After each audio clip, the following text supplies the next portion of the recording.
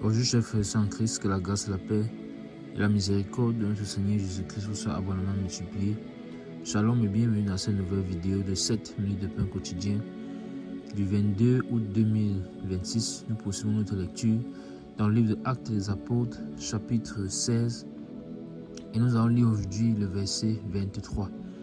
Nous avons vu dans la vidéo précédente que finalement l'apôtre Paul et Silas ont été traînés devant les magistrats ou les prêteurs, et ces prêteurs-là ont fait arracher leurs vêtements et les ont fait battre de verges. On a donc vu que ceci est survenu tout simplement parce que l'apôtre Paul a finalement délivré cette servante-là qui était animée d'un esprit de python et qui toute sa vie souffrait et devait souffrir ainsi, travaillant pour des personnes qui faisaient du commerce avec son âme. Et l'apôtre Paul, exaspéré du fait qu'elle était constamment derrière eux, disant pourtant ce qui est correct, c'est-à-dire ces hommes sont les serviteurs du Dieu très haut qui vous annonce la voie du salut. C'était correct, mais ce n'était pas la vérité. Pourquoi? Parce que la source était mauvaise.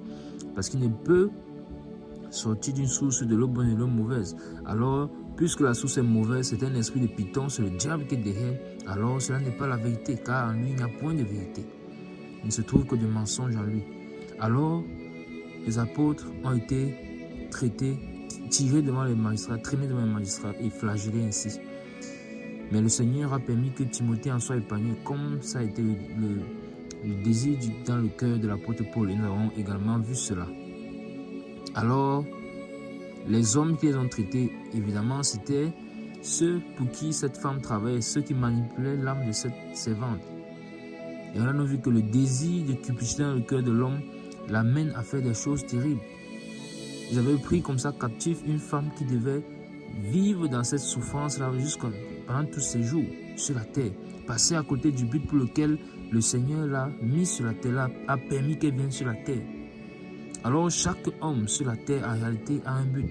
C'est une grâce, c'est une grâce. C'est une grâce que nous soyons sur la terre. Quelle était la probabilité? Quelle était la probabilité que nous puissions naître quand on sait le nombre de spermatozoïdes qui essayent d'entrer dans l'ovule? Le Seigneur a permis que ce soit toi, le Seigneur a permis que ce soit moi. Alors c'est pour un but. Dans sa préscience, il nous a choisis. Alors c'est pour un but et nous devons connaître ce but-là.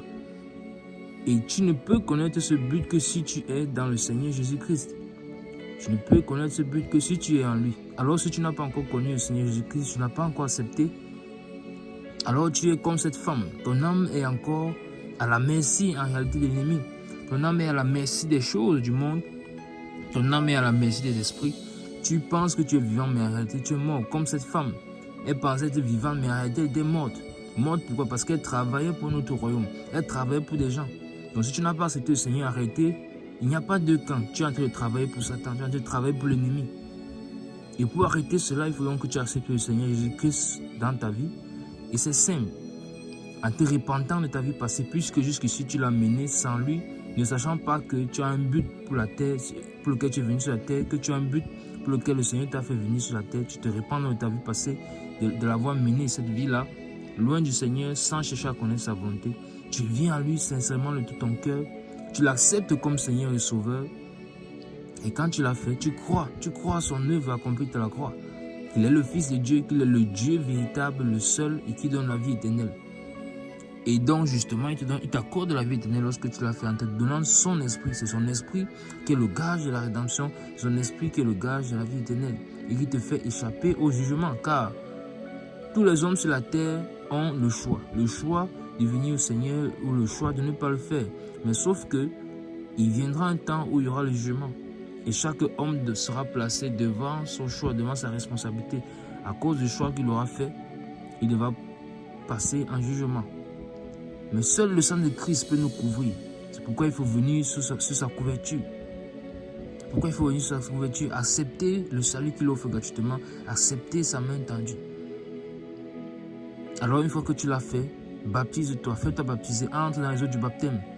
Plonge dans ces eaux, fais-toi baptiser par quelqu'un qui est un aîné dans la foi. Pour que, en te baptisant, tu puisses identifier à la mort du Seigneur, mais également à sa résurrection. à sa résurrection pour pouvoir marcher en nouveauté de vie. Alors nous allons continuer dans ce verset 23 qui nous concerne aujourd'hui. Alors le verset déclare ceci: après qu'on les eut chargés de coups, ils les jetèrent en prison en recommandant aux geôliers de les garder sûrement. Amen. Je lis le verset 23. Après qu'on les eut chargés de coups, ils les jetèrent en prison en recommandant aux geôliers de les garder sûrement. Alors mes bien-aimés, on a vu dans la vidéo précédente, dans la fin de la vidéo précédente, que ce voyage missionnaire de l'apôtre Paul accompagné de Silas et de Timothée semble être en péril. C'est-à-dire que ce voyage semble ne pas réussir, car ils sont venus dans le district de Macédoine dans le but de chercher ce Macédonien qui est apparu en songe ou bien en vision à Paul pour lui dire: passe à Macédoine et secours-nous. Mais malheureusement jusqu'ici ils n'ont pas retrouvé. Ils ont rencontré Lydie, oui, Lydie a donné sa vie au Seigneur, toute sa famille également a été baptisée, sauvée, oui, mais ce n'est pas lui. Ils sont toujours en train de chercher, c'est donc dans cette direction-là, en cherchant dans la ville, en marchant dans la ville, en parcourant la ville, que cette femme, cette servante avec un esprit de python les a côtoyés. Et comme ils l'ont délivré, les voici maintenant en prison. On a l'impression que le voyage ne réussit pas. Les voici qu'on est en train de battre, les voici qu'on est en train de déshabiller, les voici qu'on est en train de flageller, les voici finalement qu'on a jeté en prison. Et le voyage donc semble ne pas réussir. Ce voyage semble ne pas réussir. Qu'est-ce qui se passe? Pourquoi le voyage semble ne pas réussir? Est-ce vraiment le cas? C'est la question que nous sommes posées à la fin du verset 22 que nous avons lu dans la vidéo précédente. Une fois de plus, on les a chargés de coups. Chargés de coups, ça signifie que ce n'est pas des petits coups qu'on leur a donnés. On les a battus sévèrement. Et après les avoir battus comme ça, il les jette en prison. Vous voyez que jusqu'ici, une fois de plus, l'apôtre Paul n'a pas encore mis en exergue, le fait qu'il est romain. Car ces hommes-là, pour pouvoir soulever la foule et les magistrats, qu'est-ce qu'ils ont dit? Ces hommes sont juifs. Ils ont mis en avant l'identité, la tribu, pour pouvoir amener dans le cœur des juges ou des prêteurs une sorte de haine envers eux et de leur donner le châtiment le plus sévère. Ce qui a été fait. Mais l'apôtre Paul est resté calme. Comme notre Seigneur a été calme pendant qu'il était mené à la croix. Il est resté calme. Comme une brebis menée à la boucherie, il n'a pas ouvert la bouche. Alors l'apôtre Paul est tranquille.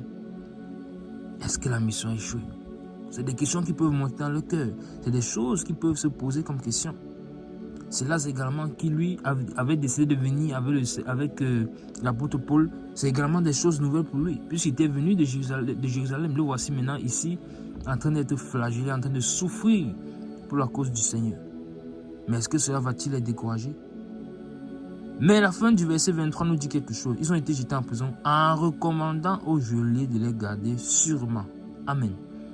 En recommandant aux geôliers de les garder sûrement. Amen. Mais qui est donc ce geôlier? Qui est ce geôlier? Vous voyez que chaque fois, encore une fois de plus, que le Saint-Esprit met quelque chose dans les Écritures, c'est pas pour rien. Nous devons ça doit attirer notre attention.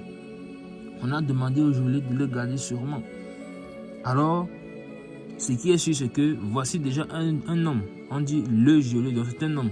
Et nous savons que Paul et Silas sont à la recherche d'un homme. Donc, on a ici un homme qui apparaît pour la première fois. Le geôlier. Est-ce que c'est de lui qu'il s'agit? Est-ce ce Macédonien? Est-ce lui? Nous verrons pour la grâce du Seigneur dans la prochaine vidéo. Nous arrêtons là pour aujourd'hui. C'était tout pour les 7 minutes de peur continuer ce jour. La grâce, la paix et la miséricorde de notre Seigneur Jésus-Christ vous a abondamment multiplié. Shalom.